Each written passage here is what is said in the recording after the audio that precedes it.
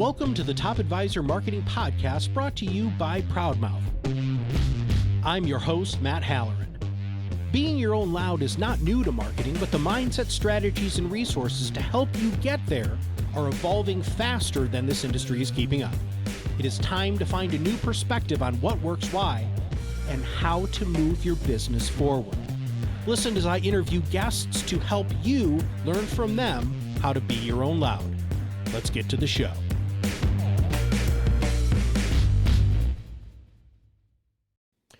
Hello and welcome to another Top Advisor Marketing Podcast. I'm your host, Matt Halloran. I have been to many conferences. And I have said on this show and to lots of friends that the Integrated Partners Conference felt different. And I think there's a couple of reasons why. One is because Paul, who's the CEO, and then Rob Sandrew, who's our guest today, there's something about their leadership in this organization that I feel is a game changer in the industry. And that's just my opinion, and you guys don't care about my opinion, but that's how I feel. So I've got Rob with us today. Rob, welcome to the show. Thanks for having me, Matt. All right, brother. I need to know your journey. Sure. Absolutely. Well, I've been in the industry for about, 30 years almost. Can't believe I have to say that out loud. But at the end of the day, I started like a lot of people. I wholesaled. I ended up on Wall Street, which was very interesting. I was at Bear Stearns during the financial crisis. We could do a whole podcast on that. I've got crazy stories. It was one of the most valuable lessons of life and business I've ever learned. It was one of the most horrifying career moments to be sitting at a front row seat to watch just this whole thing unravel. And I was with Bear, made it through to JP Morgan, had a bright idea of going from JP Morgan to Merrill Lynch to get out of the mess. And my first day was when Bank of America bought Merrill Lynch. So I went from, the kind of the frying pan into the fire type scenario, but learned a ton, worked with a number of different, we'll call it advisory firms, hedge funds, broker dealers, RIAs, really just started to love the RIA business in particular. Ultimately ended up at LPL Financial for a handful of years, working with like large enterprises that were working with, we'll call it high net worth, ultra high net worth clients. And I, at that point, ended up getting introduced to Paul Saganey. And my mission when I was at LPL was to try to pull what was at the time Integrated Financial Partners, which we are now Integrated Partners, out of the firm they were at and have them go independent, which I ultimately was able to be part of. It wasn't necessarily all of me, but in 2016, Integrated Partners actually went independent, and I was along for the journey. Paul called me up one day and said, you know what, I think because of the relationship we built and the kind of the way that we look at the world and the industry and our philosophies, we lined up really, really well, and we decided to work together. And fast forward to where we are today, back in 2016, we had about 97 advisors and about $3 billion. Today, we're roughly around $13 billion, depending on the market, with 167 advisors. It's been a fantastic journey.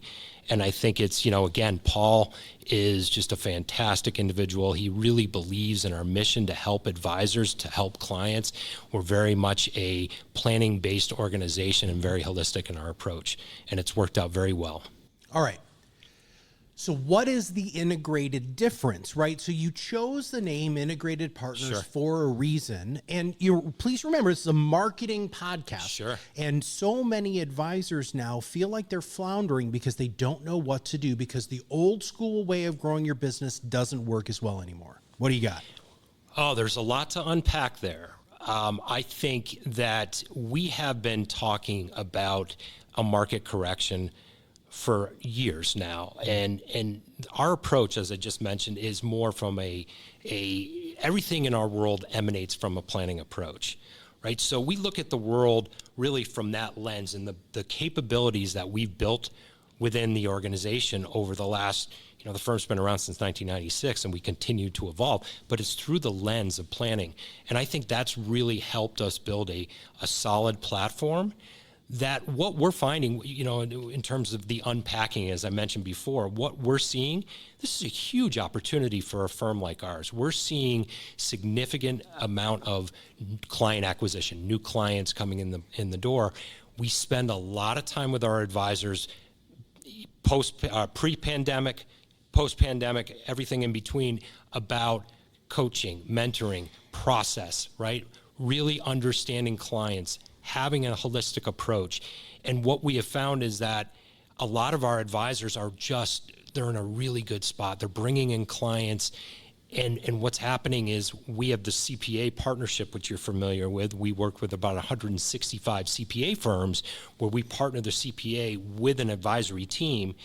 Well, guess what's happening right now? The CPAs are getting those calls from clients that are away from us, but their clients saying, I'm really not happy with my advisor. I'm down 20, 30, whatever the number is %. Do you have any suggestions? And we're getting referrals. And it's been a very, very positive. We look at this as a great opportunity for a firm like ours. All right. For those of you who've listened to the show, you guys know that we have an entire system in our Influence Accelerator system that talks a lot about CPAs. But what you guys are plugging in is what we don't do, which is I don't find our clients CPAs. Right? I mean, if I did, I'd charge 100 million times more than we're charging right now. But so how did that happen? How did you all find CPAs who are interested in this relationship? Sure. It actually goes back to Paul Saganey finding the firm. When he found the firm back in 1996. Prior to that, he was at a firm called Cigna Financial, which is now SageMark.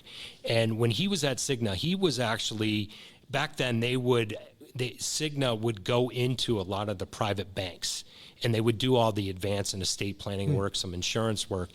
And he was working with, even back then, $100 million plus families.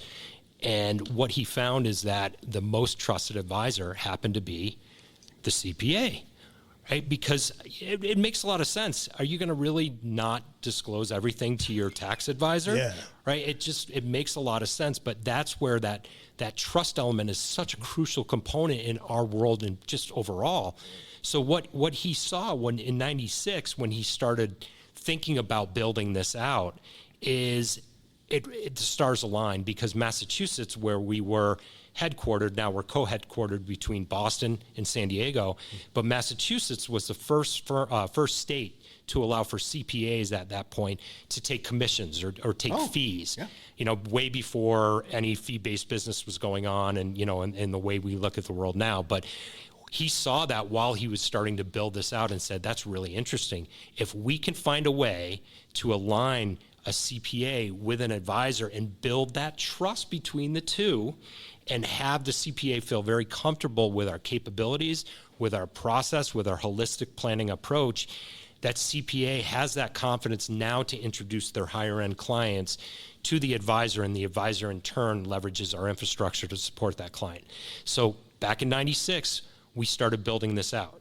20 plus years later, you could argue we have a long way to go. We're always evolving, but it was one of those situations where we probably learned as much by what we did wrong versus what we did right. And we continue to evolve. So it's been a great ride, and we're really focused. Paul talks all the time about CPA 500. We want to work with 500 CPAs. Generally speaking, there's a significant percentage of high net worth, ultra high net worth, family office, business owner type clients in the practice of a CPA. And we built out capabilities to really support those clients. So it's been a really nice journey thus far. Okay. Mm-hmm. This is secret sauce, brother. And you can say, dude, I'm not answering this question. I don't know. All right. But how do you help that trust be built? Great question. I think, one of the questions one of the comments that I really love to hear from an advisor is, I've tried that. It doesn't work. I get leads that are not great leads, or I don't really see, much of anything. And it's more happenstance that an opportunity comes my way. Well, what we did right out of the gate was we built a group within Integrated to focus exclusively on CPA firms. And we built the program out where we're not only just taking a CPA and an advisor and bringing them together, we're building process for both parties. So we're sitting on top of the CPA program, or that partnership between the advisor and the CPA. And we're helping, coaching, mentoring both entities as to how to work with one another. Because what we see, there's, I'm not going to name a channel, but there's one channel in particular that loves to go after assets. All they want is the assets. How do CPAs feel about that? You know this, Matt. They don't like it at all. That scares them away, because then you're going to run into return situations like, and here we are, right? In 2022, with the market down 25%, a lot of those advisors that are chasing assets are really having a hard time right now. What we very much want the advisor and the CPA to be in lockstep on is that holistic approach, very process oriented. One of the key, I'll give you a little bit of our recipe, all right, which is we're sitting, like I said, we're sitting on top of the relationship, but when things aren't lining up properly, it's not the advisor going to the CPA or the CPA going to the advisor.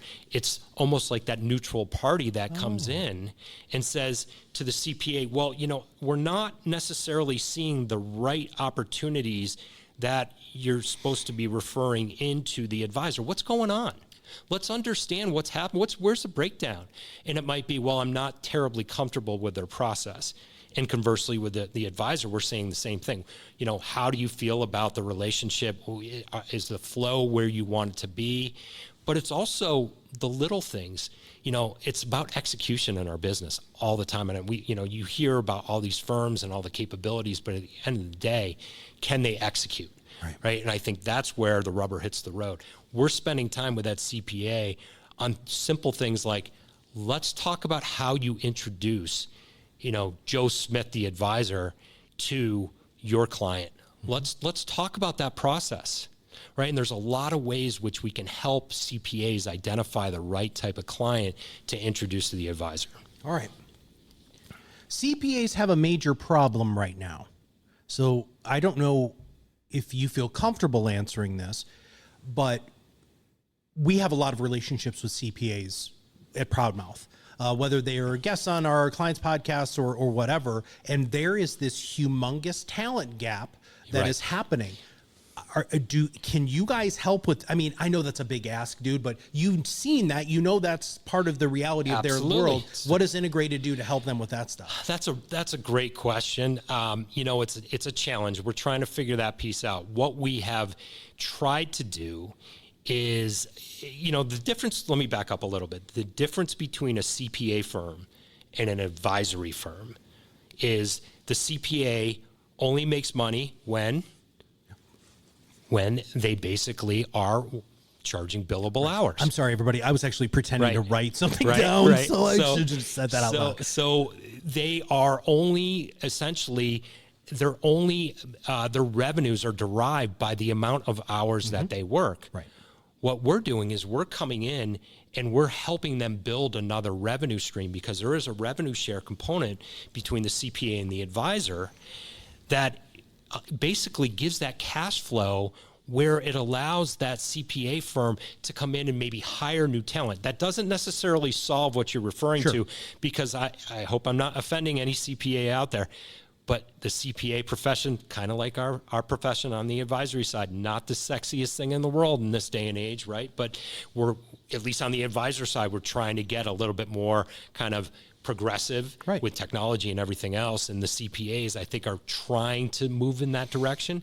But what we're trying to do is maybe solve for some of those issues where, you're only able to make as much money as the hours that you work. We're coming in and providing a revenue stream that allows for a cash flow to come back into the organization, that hopefully they can hire some of that talent.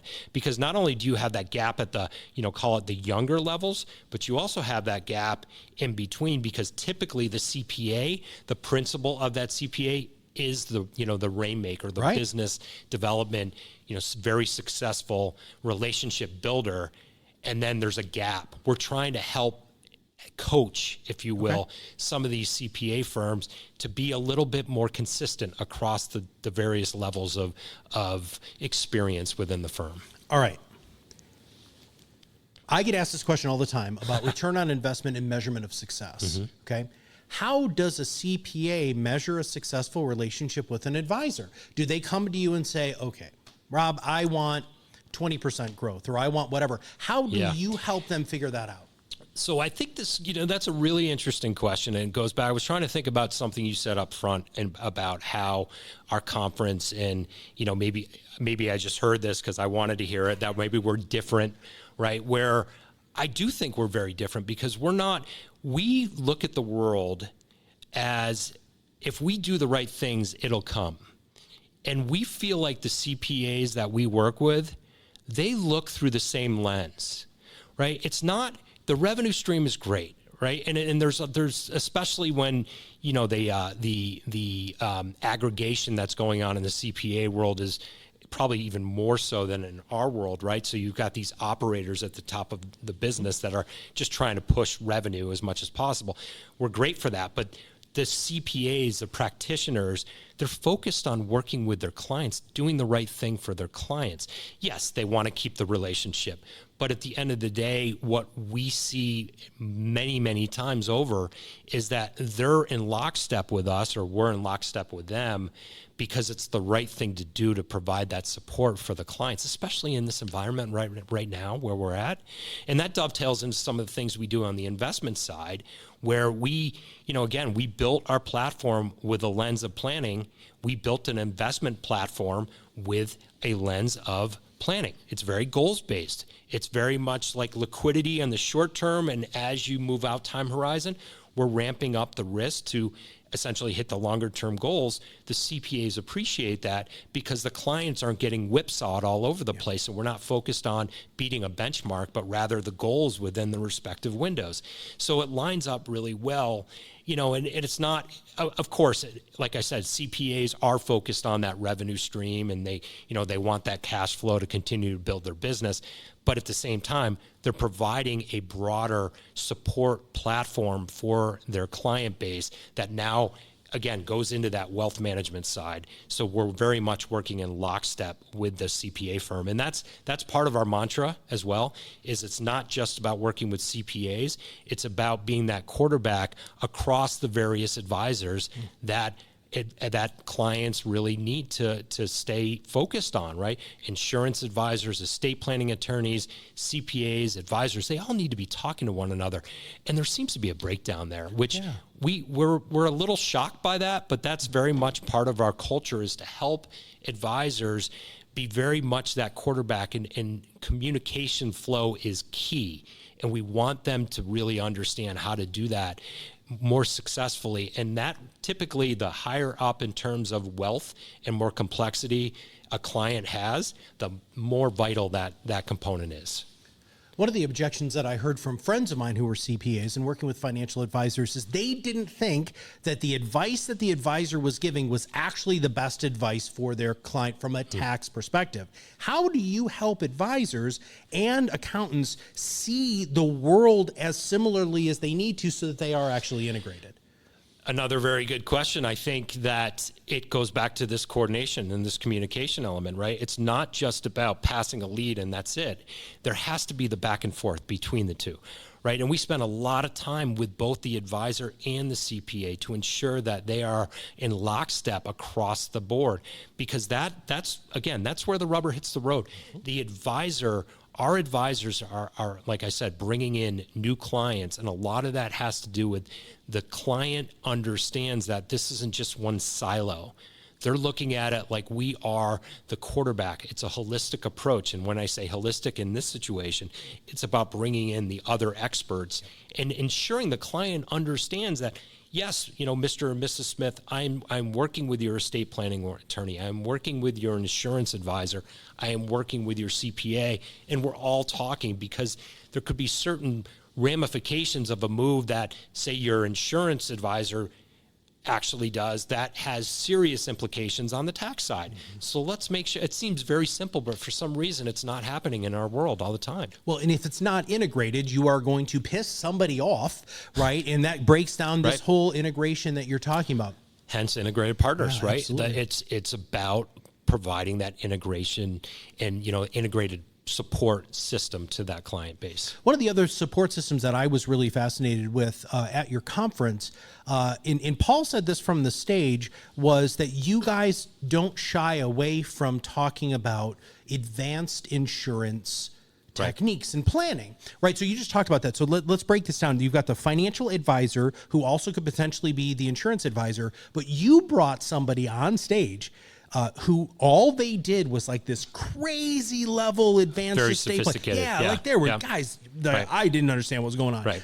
Neither do I. Yeah, good. Well, but he did. That's what's important. So I just want everybody to know that this isn't just CPA integration. What they've been looking at is who are all the players that truly need to be able to provide holistic. And I like that you're using holistic in a different way. Right. I can't tell you how many times I've heard somebody say the word holistic, but they're talking about woo, which, hey, look, man, I'm good with that. If that's what your clients want, bring it on. 100% I'm in. Right. But real holistic, in my opinion, is making sure that you have a multidisciplinary approach to provide the right advice in all aspects of that client's life. So I don't know if you just heard at the Riskalyze conference, Brian Hamburger was talking about just the fact that advisors have spinning plates. There's a number of them, right?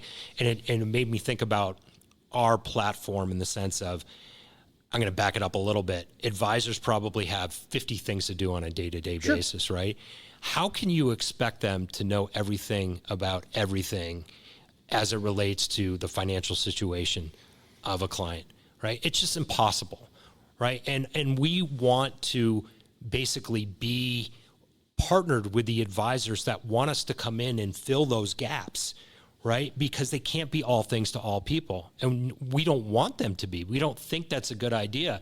So what we have done is we bring in, Paul will call them like special forces. We bring in the special forces on, in what you're talking about, some advanced insurance strategies for, we have a business owner platform where what we're doing is we're helping a lot of times these referrals come in from the CPA who works with business owners.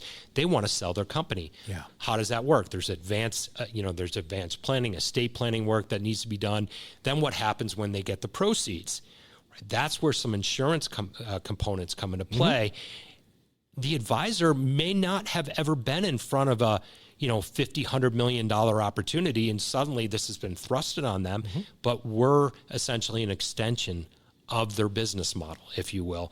And we're bringing in that insurance expert, and it might be some hedging strategies, it might be some monetization strategies, tax ramification strategies. But again, it's got to be in concert with that CPA and the advisor.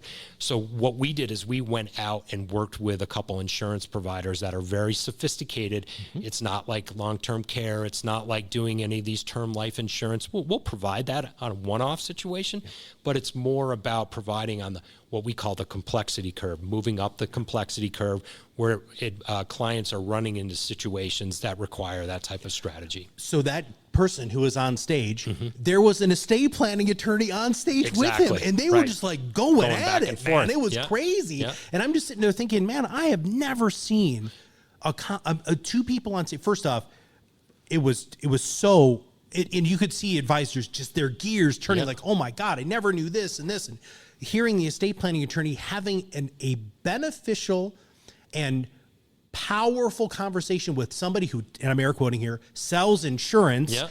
It was beautiful. I mean, that's our model, right? We have an individual who runs our business owner platform who has a JD, he's a non-practicing attorney, but a JD in estate planning, right? And he's got a master's in taxation. Really riveting conversations we're going to have with him, right? But he's a good guy. I'm on there. He's a good guy. But my point being is that he, in many cases, will come in because that level of sophistication is getting so high up there that the advisor doesn't necessarily have that skill set, maybe because they've never been there before, but they're being pulled into it for the ride, so to speak.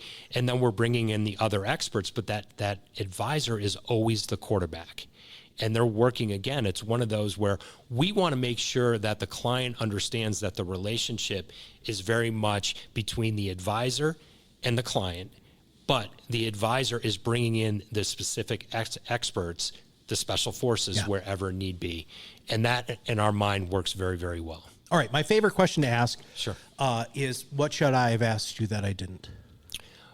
What is on the horizon? Bring it on, brother. For Integrated. All right. So Paul has actually just written a book with an advisor of ours, as well as Russ Allen Prince. It's about fee-based planning and working with CPAs. Exactly what we're talking about. It's going to be released in the next couple of weeks. We're very excited about that. Otherwise, we're very excited about, it's very counterintuitive to say this market is a blessing. It's actually something that has been a long time coming. I find it very interesting. Again, I'm going to go back to my Bear Stearns days where I see some advisors out there panicking. This time is different. Well, this time is not the financial crisis where, we had systemic issues and loss of confidence and stuff like that. This is a natural, in my opinion, this is just a natural downturn that it's been a 12-year ride. Right. It's been a long ride, man. And we've been preparing for that. And our firm actually has handled this extremely well. We are down. Let's be honest. Everybody's down. We're down in the low we're down about 7-8% for the year. And that's a testament to our approach. Our advisors are all open architecture. They are free to do, obviously compliance-wise, we got them in the guardrails there, but as it relates to how they run their business, they are really running their own entrepreneurial business model. But it goes back to our philosophy that they buy into, they believe this planning approach is crucial. And it's showing, it's actually we're seeing the success of it right now with this market. All right. Somebody wants a copy of the book. We're going to make sure that we have a link to something in our show notes, correct? Yeah. Okay. We got a thumbs up across the board. All right. Dude, it's always a pleasure. It was so much fun hanging out with you at your conference. Thank you for what you guys do. I really do think that what you guys have built is a game changer in the industry. What sort of advisor are you looking for? So if somebody hears this and they're like, oh my God, I've been waiting for this. You can't take everybody, I'm assuming. So who are you looking for? Yeah, again, it's one of those where we are very careful. Everybody talks about culture, and I'm not going to get into it too much, but we are focused on maintaining that culture. Entrepreneurial advisors, right? They want to go take a practice and build a business, or they already built a business and they want to take it to the next level. What we hear all the time is, I've built a significant, maybe $100, $200 million practice, and I want to double it, but I don't want to double my client base. Yeah. How can we essentially double the revenue without double the client base? That goes back to the CPA program and some of the other things that we do that helps the advisor go up that, what we talked about before, that complexity curve to work with higher end opportunities. So we're looking for advisors that are very much aligned on the planning approach, the holistic approach, believes that centers of influences like CPAs are very important and really want to grow their business. Rob, thanks for everything, dude. Really appreciate you having me, Matt. Thanks as always. All right, everybody, just a couple of very, very quick points. Number one, we'll make sure we have show notes and links to all of the links, including to connect with you, Rob, and we'll make sure that that's in there. But number two, hey, if you want to dip your toe in the water and find out a little bit more about like the process of maybe doing some joint marketing with CPAs, in our PodRocket Academy, you can actually find out, because we've got courses in there about this. So we'd love for you to join the PodRocket Academy. That would be fantastic. But most importantly, is this your year, right? Think about that, you as an advisor, right? Is this the year that you're going to finally make that change to do something you've always wanted to do, which is to build a deeper relationship with CPAs in your area and other advanced planning things so you can upscale your business? Is this the year? If your answer is yes, then you need to reach out to everybody at Integrated and find out more about how you can join them. All right, so for everybody at Integrated, this is Matt Halloran. We'll see you on the other side of the mic very soon.